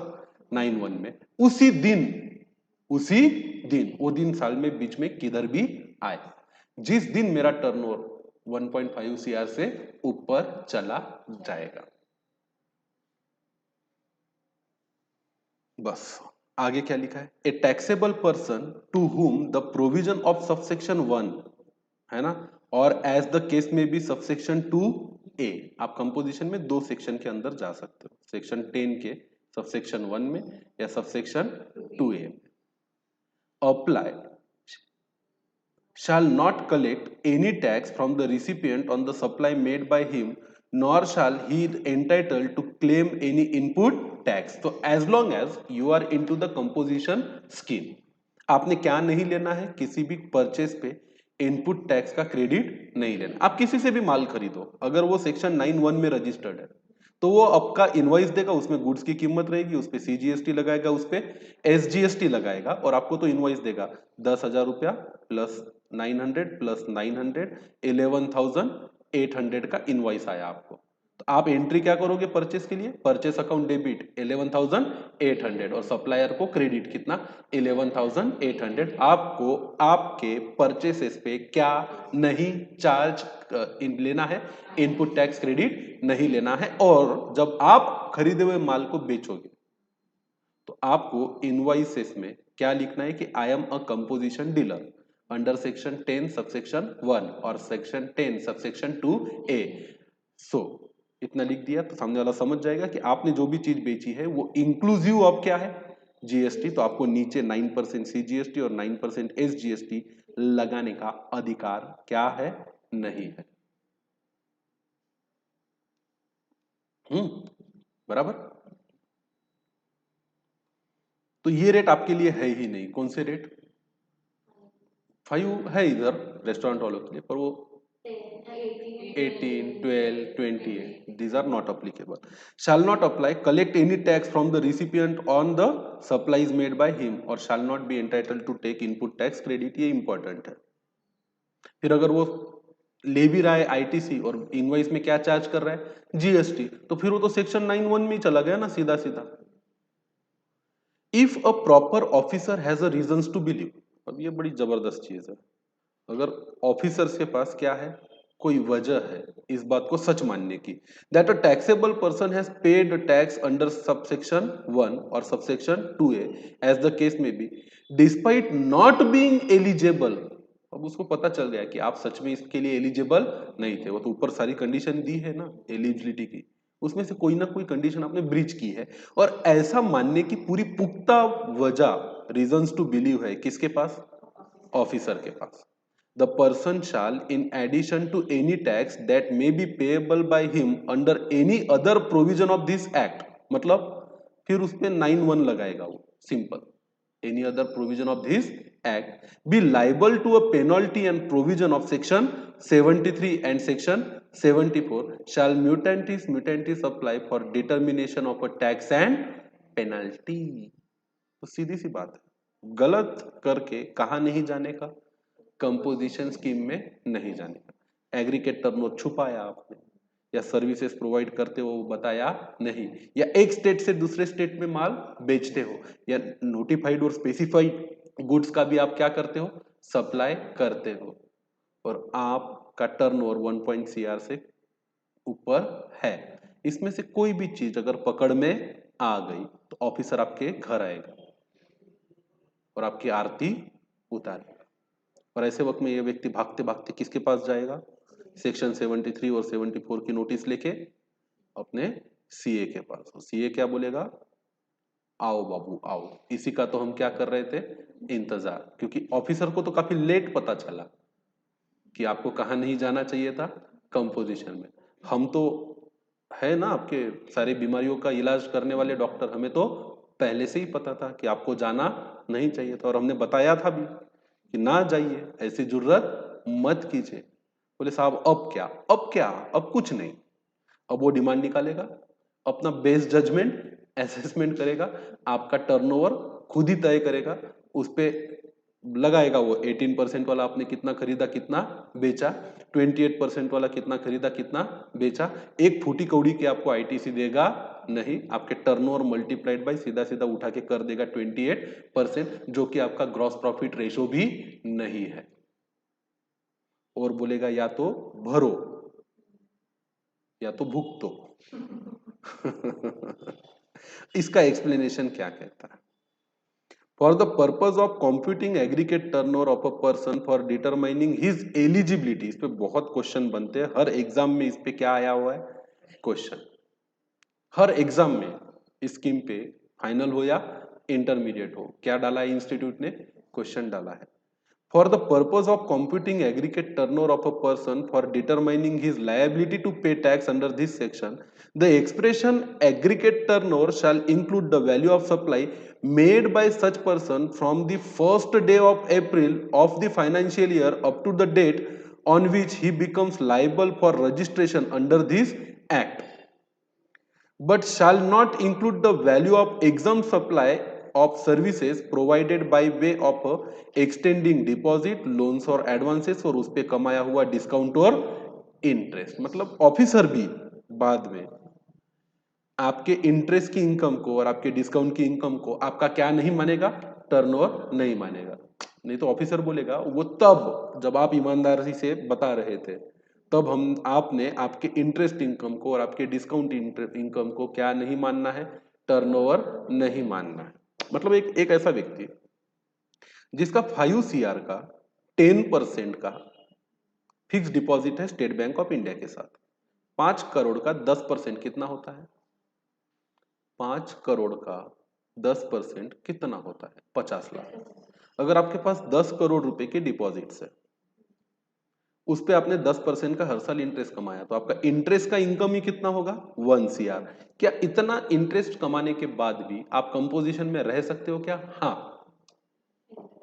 क्यों? क्योंकि ये जो टर्नओवर है जो काउंट करना है for the eligibility under composition scheme, उसमें आपको आपके डिपॉजिट पे कमाए हुए इंटरेस्ट को पकड़ना नहीं है, नहीं है, नहीं है। और इसको बाद में आपने झूठ बोला और आपको ऑफिसर भी पकड़ेगा, तो वो भी इसको किस में नहीं पकड़ेगा? आपके टर्नओवर में नहीं पकड़ेगा। Explanation 2. For the purpose of determining the tax payable by the person under this section, the expression turnover in the state or in union territory shall not include the value of following supplies from the first day of April of a financial year up to the date when such person become liable for registration under this act, ये ऊपर भी था नीचे भी था, मैं आपको फिर से एक्सप्लेन कर देता। देखो, आपकी liability to get registered under GST कब आती है? जब आपका एग्रीगेट टर्नओवर एक थ्रेशोल्ड लिमिट से ऊपर होता है, जो आज के तारीख में 40 लाख है। कितना है? 40 लाख। तो किसी भी साल के 1 अप्रैल से लेके तो 39,99,999 रुपए के टर्नओवर तक आप पे लायबिलिटी डिटरमाइन नहीं की जाएगी। क्यों? क्योंकि ऐसे भी आप इतने टर्नओवर की लिमिट तक क्या लेने के लिए लायबल नहीं थे? जीएसटी रजिस्ट्रेशन लेने के लिए लायबल नहीं थे। और आपका टर्नओवर अगर 41 लाख रुपए है तो यहाँ का 1 रुपया और ऊपर का 1 लाख रुपया, 1,01,000 रुपए पे आपकी क्या डिटरमाइन की जाएगी? लायबिलिटी। क्योंकि जैसे ही आपका एग्रीगेट टर्नओवर 40 लाख हो जाता है, आपको क्या लेना चाहिए? जीएसटी में रजिस्ट्रेशन लेना चाहिए। ये स्टेट वाइज अलग अलग है, तो जिस स्टेट का जो रूल है रजिस्ट्रेशन का, उसके हिसाब से आपको थ्रेशोल्ड लिमिट दी गई है। अभी पूरे इंडिया में ये लिमिट कांस्टेंट नहीं है। पर्टिकुलरली कुछ पिछड़े हुए स्टेट्स और नॉर्थ ईस्ट स्टेट में लिमिट क्या है? कम है, क्योंकि वहां ओवरऑल बिजनेस ही कम होता है, वॉल्यूम ही कम है। Exempt supply of services provided by way of extending deposit, loans और एडवांसेस, और उस पे कमाया हुआ इंटरेस्ट और discount will not form part of your aggregate turnover. और ना तो इसको एग्रीगेट टर्नओवर में लेंगे, ना तो लायबिलिटी जिस टर्नओवर पे डिटरमाइन करनी है उस टर्नओवर में इसको इंक्लूड किया जाएगा। Are you getting my point? अच्छे से पढ़ो। अब इसी चीज का एनालिसिस दिया हुआ है, फास्ट रीडिंग करेंगे, खत्म करेंगे। The composition levy is an alternative method of levy of tax designed for a small taxpayer whose turnover is up to the prescribed limit, जो आज के तारीख में कायदे से तो 50 लाख है, पर एज इंक्रीज कितना है? 1.5 CR। The objective of a composition scheme is to bring simplicity and to reduce the compliance cost of tax small tax payer। ठीक है। Initially, the scheme was designed to benefit the small traders, small manufacturers, and small restaurant service provided. So, the scheme was fundamentally for the suppliers of goods and only for the restaurant services. Fundamentally starting में ये सिर्फ goods के लिए थी, इसमें services भी include नहीं थी। And only for the restaurant services provider. However, subsequently, suppliers availing composition scheme were permitted to supply other services also। फिर दिक्कत आती थी, छोटी मोटी सर्विसेज तो हर कोई देता है। एक छोटा सा व्यापारी भी अपना एक छोटा सा ठेला किसी को भाड़े से देके रखता है, छोटा सा उसका घर, उसको उसने किसी को क्या दिया है?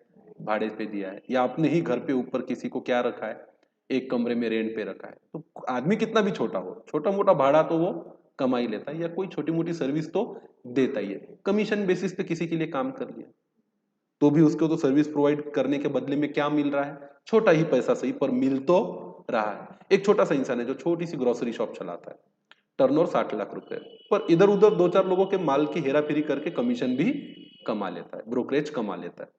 सर्विस तो है, छोटी मोटी सर्विस देने में क्या दिक्कत है?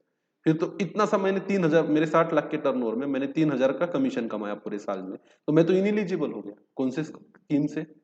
कंपोजिशन। तो उन पे लगी गई या लगी हुई हार्डशिप को दूर करने के लिए सरकार ने बाद में सर्विसेज भी इसमें अलाउ कर दी, दो only up to a small specified value. पर ये सर्विसेज की वैल्यू भी बहुत कम है। This scheme is contained in subsection 1 and 2 of section 10 of a CGST Act, herein under referred as a composition scheme for the goods। Under this scheme, supplier of goods have the option to pay tax at a concessional rate of कितना? 1%, जिसमें 0.5% CGST और 0.5% SGST of the turnover, and restaurant service provided has the option to pay at a 5%, 2.5% CGST और 2.5% SGST of a turnover। Small taxpayer with an aggregate turnover in the preceding financial year up to कितना? 1.5 CR are eligible to pay tax at these rates in the current financial year up to an aggregate turnover of 1.5 CR। मतलब चालू साल में कौन से turnover को touch करने तक? 1.5 CR के टर्नओवर को टच करने तक। एक बार इसके ऊपर टर्नओवर चला गया तो आपको निकलना पड़ेगा बाहर, ऑप्ट आउट करना पड़ेगा। कहां से? कंपोजिशन से, और ऑप्ट इन करना पड़ेगा सेक्शन 9 सबसेक्शन 1 के रेगुलर लेवी स्कीम में। चैप्टर का नाम ही है क्या, चार्ज ऑफ जीएसटी। तो जीएसटी कौन से सेक्शन के अंदर चार्ज किया जाता है, 9 और सेक्शन 10।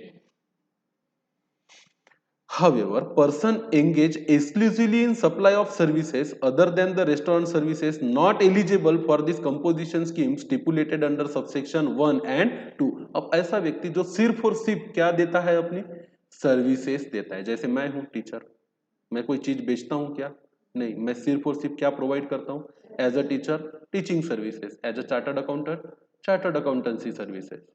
मेरे तो पूरे के पूरे टर्नओवर में सर्विस के सिवा किसी चीज का क्या नहीं आता, टर्नओवर इंक्लूड होता ही नहीं है। तो एम आई एलिजिबल, भले ही मेरा टर्नओवर एक 1.5 सीआर से कम हो ना, बिल्कुल भी नहीं।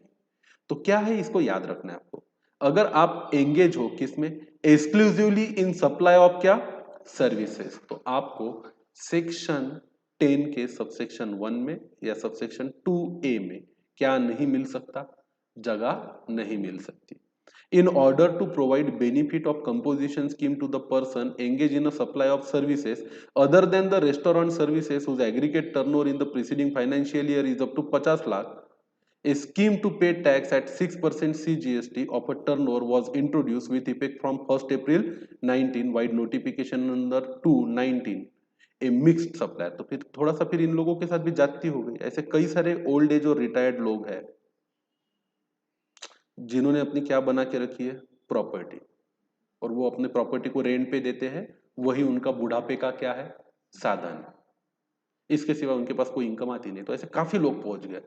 बोले क्या बात कर रहे हो, आप बोलते हो कि अगर आप एक्सक्लूसिवली सर्विस प्रोवाइडर हो अदर देन क्या, रेस्टोरेंट। शेड्यूल 2 ने तो रेस्टोरेंट को गुड्स और सर्विस में से सर्विस कैटेगरी में डाल दिया, उनके लिए रेट भी दे दिया कंपोजिशन स्कीम में कितना परसेंट, 5%, साथ में आईटीसी लेने का नहीं। पर अगर आप क्या हो, अगर आप एक्सक्लूसिवली सप्लाई ही सर्विस करते हो तो उनके लिए भी फिर छोटा रिलीफ लाया गया। अगर आपका एग्रीगेट टर्नओवर कितना परसेंट, कितने लाख से ज्यादा नहीं है, 50 लाख, तो आप टैक्स पे कर सकते हो क्या, 6%, मतलब 3% सीजीएसटी और 3% एसजीएसटी। ऐसा एक नोटिफिकेशन कब आया, 1 अप्रैल 2019 को। पर कब, अगर आपके पूरे के पूरे बैलेंस शीट और ट्रेडिंग अकाउंट के क्रेडिट में सिवाय सर्विसेज के कुछ भी क्रेडिट होता नहीं है, तो ही। Got my point. A mixed supplier who is primarily engaged in the supplying services other than the restaurant services along with the marginal supply of goods। फिर यहां पे भी दिक्कत आ गई। बोले क्या होगा अगर मैं, मेरी है, मैं, मेरे को 40 लाख रुपए का भाड़ा आता है साल में, बराबर है, पर मैं 40,000 रुपए की बाकी चीजें भी बेच लेता हूं, तो बहुत ही कम है इसके कंपेरिजन में। फिर क्या मैं बेचना बंद कर दूं अगर मैं बुढ़ा इंसान हूं? तो आप मुझे सेक्शन 10 से निकाल के किधर डाल दोगे, सेक्शन 9 में। तो मेरी कमाई का आधा हिस्सा तो सीए खा जाएगा फीस के नाम पे।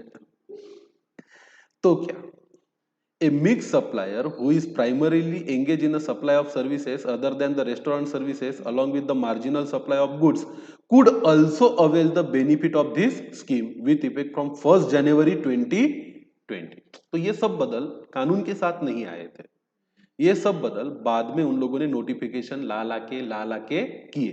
क्योंकि पहले जब इन्होंने कानून लाया था तो ये बिल्कुल भी गुड्स एंड सिंपल टैक्स नहीं था, बड़ा जटिल था। फिर लोग अपनी समस्याएं लेके जाने लगे, सरकार भी उनकी समस्याओं को सुनने लगी, और सही मायने में जैसे मोदी जी ने बोला था कि इसको क्या बनाएंगे, goods and simple tax.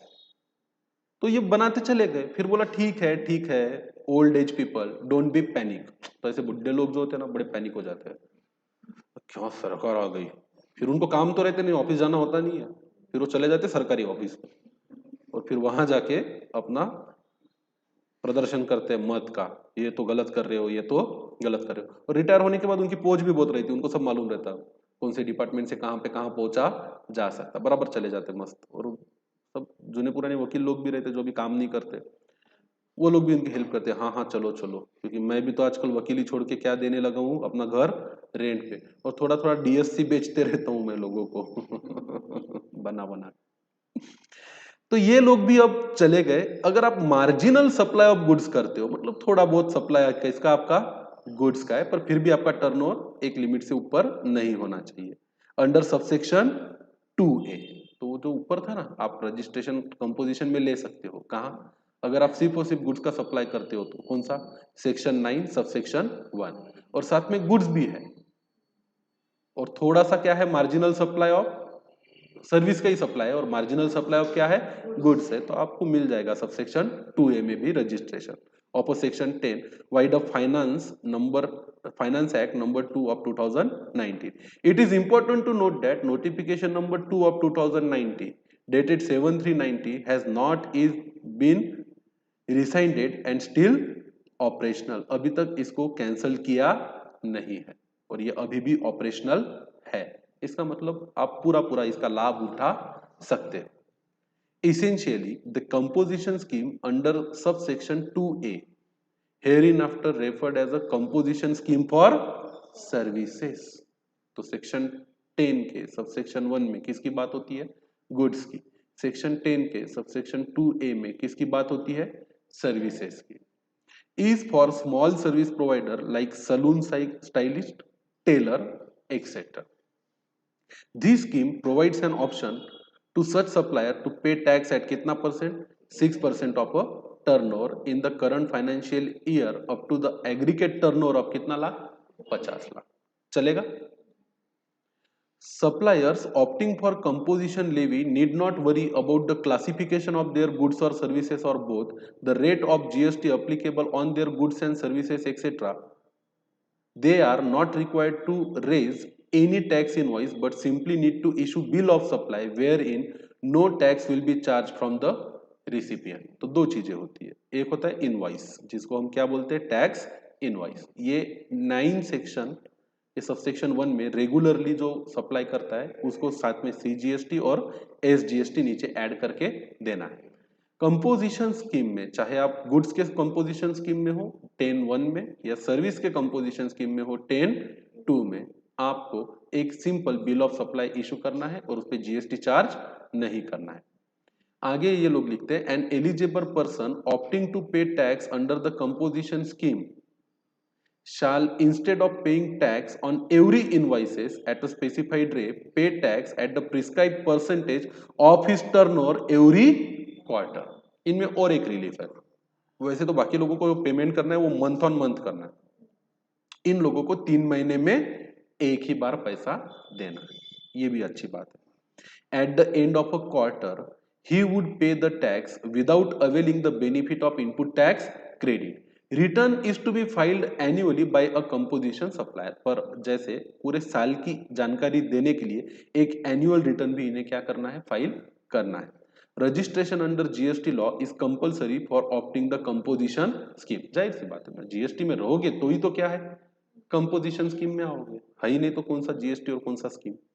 The provision relating to the composition levy are contained in section 10 of a GST Act 17 under and chapter 2 composition levy of central goods and service tax rules 2017. The said rule have been incorporated in the discussion in the following paras at relevant places. As seen above, section 10 stipulate two types of composition scheme. Section 10 का subsection 1 और साथ में ही 2 किसकी बात करता है, composition scheme for goods. Section 2A किसकी बात करता है, composition scheme for the provider of a services. Turnover limit for opting for a composition levy section 10(1) हो, 10(2A) हो या सेक्शन 10(3) हो। Section 10(1) of a CGST act provide turnover limit of 50 lakh. कानून बोलता है कितने लाख का, 50 lakh in the preceding financial year becoming eligible for composition levy or for the goods.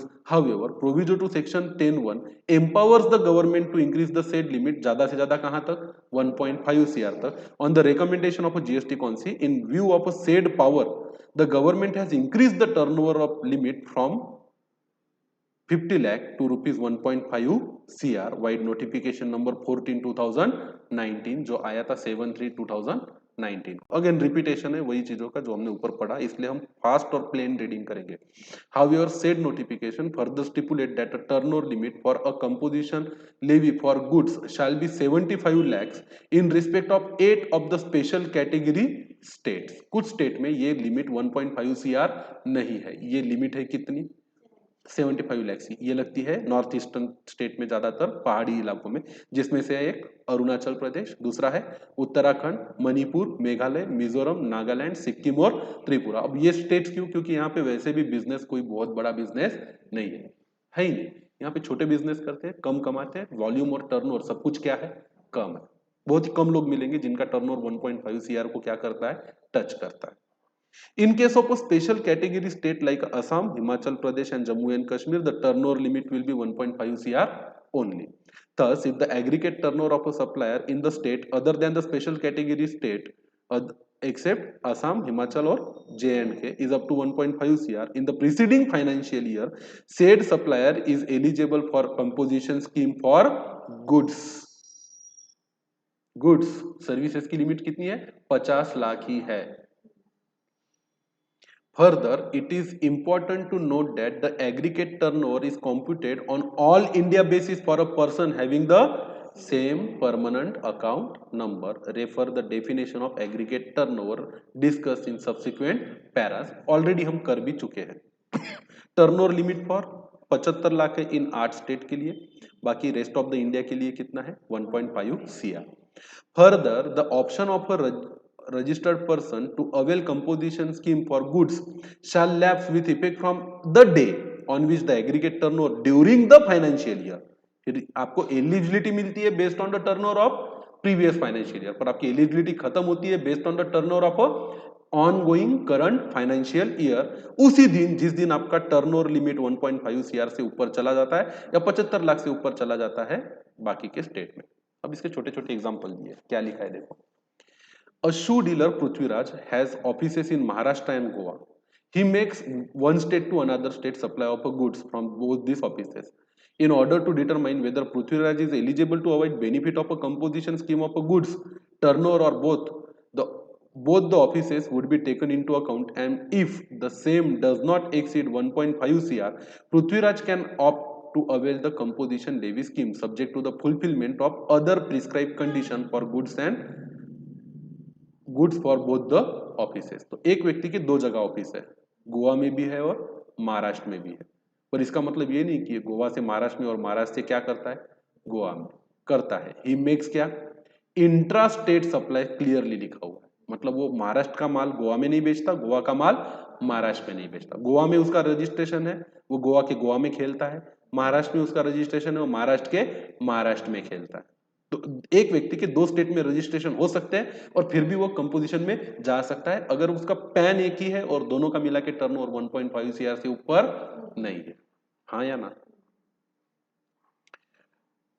फिर एक ऐसा है जो अरुणाचल प्रदेश में है इसका ऑफिस, और दूसरा ऑफिस अगर उसका बिहार में है, तो फिर टर्नओवर क्या पकड़ोगे? उसके बारे में कोई क्लैरिफिकेशन अभी तक मेरे पढ़ने में आया नहीं है, आएगा तो बताऊंगा। Turnover limit in case of a composition levy for क्या, सर्विसेज, कितनी है सर्विसेज के लिए, 50 लाख। सेक्शन 210 के 2A में provides the turnover limit of 50 lakhs in preceding financial year for becoming eligible for the composition levy. Hair stylist Billu Barber has his saloon in Delhi and क्या, Haryana, making intrastate supply, वो एक state का उसी state में supply करता है, services को export करता नहीं है, from one state to another. In order to determine whether the Billu Barber is eligible to avail the benefit of a composition scheme for services, turnover of both the saloon would be taken into account, क्योंकि बिल्लू तो एक ही है और उसका pan card भी all India level पे एक ही है और वो कितने से एक्सीड नहीं होना चाहिए, 50 लाख। कैन ऑप्ट, रेट क्या लगेगा फिर इसको 50 लाख पे, 6% का, 3% का CGST और 3% का SGST, subject to particular state. Further, the option of a registered person to avail composition scheme for service shall lapse with the effect from day on which his aggregate turnover exceed कितना लाख रुपया, 50 लाख। और ये ऐसा होगा तो आप composition से बाहर निकाल दिए जाओगे, ऐसा कहने वाला सेक्शन कौन सा है, सेक्शन 10 का सबसेक्शन 3। तो सबसेक्शन 1 बात करता है अगर आप गुड्स बेचते हो तो आप कंपोजिशन ले सकते हो, 2 भी उसी की बात करता है, उसमें कुछ कंडीशन दी है। 2A बात करता है कि अगर आप सर्विस सप्लाई भी करते हो तो भी आप कंपोजिशन में जा सकते हो, उसमें भी कुछ कंडीशन दी हुई है। अगर इसकी लिमिट 1.5 सीआर की और इसकी लिमिट 50 लाख की क्रॉस करते हो तो आपको दोनों में से निकाल दिया जाएगा, ऐसा बोलता है सेक्शन 10 का subsection 3। To summarise, a registered person opting for composition scheme of a goods should have an aggregate turnover up to 1.5 CR या 75 लाख उन 8 स्टेट में in the preceding financial year and he can avail the benefit of said scheme in the current financial year till the time उसका turnover 1.5 CR या 75 लाख से कम है। Similarly, a registered person opting for a composition scheme for services should have the aggregate turnover 50 lakh और चालू साल में जैसे ही 50 लाख से ऊपर जाएगा वो बाहर निकल जाएगा, ऐसा लिखा है सेक्शन 10 के सबसेक्शन 3 में। From the above discussion, it is apparent that from the aggregate turnover the utmost important, क्या ज्यादा इंपॉर्टेंट है? Aggregate turnover. और इस पे 4 मार्क्स का क्वेश्चन डालने का बहुत ही गहराई से आपको स्टडी करना है, क्योंकि इस पे 4 मार्क का क्वेश्चन आएगा आएगा आएगा आएगा, मतलब आएगा। Aggregate turnover under composition levy section 2 subsection 3 read with the explanation 1 to section 10। वही दिया है। The definition of aggregate turnover, इसको ध्यान से क्यों पढ़ना है? क्योंकि इस पे 4 मार्क के लिए क्या आने वाला है? क्वेश्चन। और ये ना सिर्फ एग्रीगेट टर्नओवर है बल्कि ये आपके सीए फाइनल का एग्रीगेट भी तय कर सकता है। कितने मार्क्स? ये 4 मार्क्स। क्या हो अगर 198 मार्क्स आ जाए तो एक ग्रुप में आउट ऑफ 200? और क्या गलत किया हमने? कंपोजिशन का 4 मार्क का टर्नओवर का क्वेश्चन। कितना पछतावा होगा आपको? ऐसा नहीं होना चाहिए। The definition of aggregate turnover as contained in section 2 subsection 6 of a CGST Act analyze as follow। Already हम पढ़ चुके हैं ये, फिर भी देखेंगे। The aggregate turnover is the sum of value of all the outward supplies falling in the following 4 category। चाहे आप सप्लाई आपका जो आउटवर्ड है, जो आपके बुक्स में किधर ना किधर क्रेडिट हो रहा है, चाहे वो गुड्स का हो, सर्विसेज का हो या फिक्स असेट का हो, क्योंकि फिक्स असेट भी सप्लाई करते हो आप, तो उसका जो क्रेडिट होता है बैंक को डेबिट होता है और डायरेक्ट मशीन अकाउंट को क्या होता है? क्रेडिट। तो वो ट्रेडिंग में नहीं आता, पीएनएल में नहीं आता, इनकम स्टेटमेंट में नहीं आता, इनकम एक्सपेंडिचर में नहीं आता, वो जाके कहाँ बैठता है? आपके बैलेंस शीट के एसेट अकाउंट के क्रेडिट में। वो भी पकड़ना है आपको, चाहे वो चीज टैक्सेबल हो, चाहे वो चीज एग्जम्प्ट हो, चाहे आपने किया हुआ सप्लाई क्या कहलाए? एक्सपोर्ट कहलाए, चाहे गुड्स का हो, चाहे सर्विसेज का हो, चाहे इंटर स्टेट हो या इंट्रा स्टेट हो, उससे फर्क पड़ेगा नहीं। क्या नहीं आता इस टर्नओवर में? Value of inward supply on which tax is payable under reverse charge basis under section 9(3) और 9(4)। यहाँ टैक्स आप पे करते हो, पर इसका मतलब ये नहीं कि आपके टर्नओवर का क्या है? पार्ट है। Taxes including cess paid under GST law. तो आपने अगर 10 लाख का माल बेचा है, उस पे आपने 1 लाख का जीएसटी लिया है और कुल इनवॉइस इशू किया 11 लाख का, तो आपके पीएनएल के या इनकम स्टेटमेंट के क्रेडिट में तो 10 लाख जा रहा है, तो 10 लाख ही क्रेडिट आपका टर्नओवर है। ये 1 लाख रुपए उस पे का टैक्स, ये आपका टर्नओवर का हिस्सा नहीं है। It is computed on all India basis for a person having the same permanent account number. Further, explanation 1 to section 10 clarifies that for the purpose of calculating this aggregate turnover of a registered person for determining his eligibility to pay tax under this section, aggregate turnover includes the value of supply from 1st April of a financial year up to the date of his becoming liable for registration।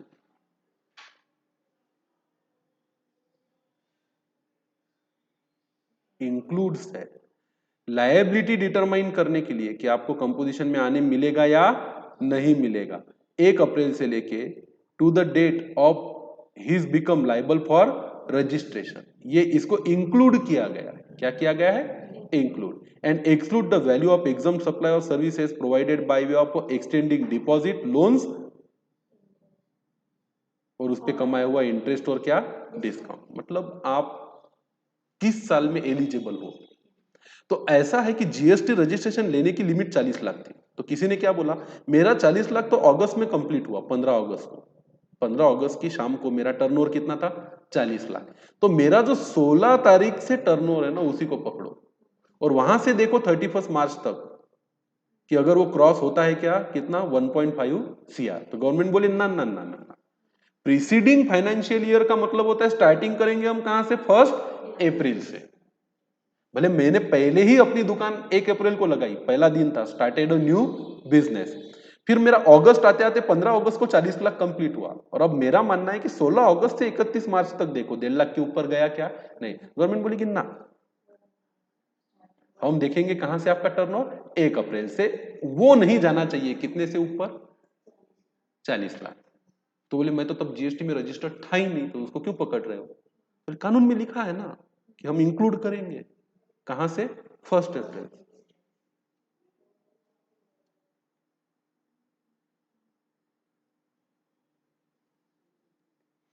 On combined reading of a aforesaid provision, the method of computing the aggregate turnover, बार बार institute weight दे रहा है इस पे, method of computing the aggregate turnover, ये आपको अच्छे से करना है क्योंकि इस पे मार्क आने वाले हैं। For the purpose of determining the eligibility of a registered person for a composition scheme और both goods can be depicted in the diagram below. 1.5 CR 75 lakh और 50 lakh goods, 75 lakh goods 8 state का, 50 लाख किसके लिए, सर्विसेज के लिए। Includes value of all outward supply, वो चाहे taxable हो, वो इंक्लूड एक्सपोर्ट हो, एग्जम्प्ट हो या इंटरस्टेट हो, of a person having the same pan, and these also include values of supply made by a registered person from 1st April of a financial year up to the date when he becomes liable for registration under this act। क्या नहीं आता इसमें, CGST SGST नहीं आता, जिसपे RCM भरा है ऐसी इनवर्ड सप्लाईज और आपके एक्सपेंसेस नहीं आते। Value of exempt supply of services में नहीं आते दो ही चीजें, क्या, इंटरेस्ट और discount. Note, the value of export and interstate supplies are relevant only while determining the aggregate turnover in the preceding financial year. These values are not relevant for determining the aggregate turnover in the current financial year in which the composition supply has opted for a composition levy, as he is not permitted to make interstate supplies in the export in the said financial year। अब आप पहले करते थे export, पहले आप करते थे एक स्टेट से दूसरे स्टेट में सप्लाई भी, और फिर भी आपको कीड़ा था कि आपको कौन से स्कीम में जाना है, कंपोजिशन में, तो जाहिर सी बात है फिर आप तो इंटरस्टेट सप्लाई कर ही नहीं सकते, तो एक्सपोर्ट का तो सवाल आता ही नहीं है, तो कोई मतलब ही नहीं है फिर इसका करंट ईयर में देखने का, क्योंकि एक बार आप कंपोजिशन में चले गए तो आपको क्या नहीं करना है, इंटरस्टेट सप्लाई नहीं करना है, एक्सपोर्ट तो बिल्कुल भी नहीं करना है, करना का सोचना भी नहीं है उसके बारे में। अब हम चाहे तो ये बाकी का डिस्कशन कल कंटिन्यू कर सकते हैं, जो पेज नंबर 57 से आगे बढ़ेगा। ठीक है, देन आज के लिए इतना काफी है, सी यू टुमारो।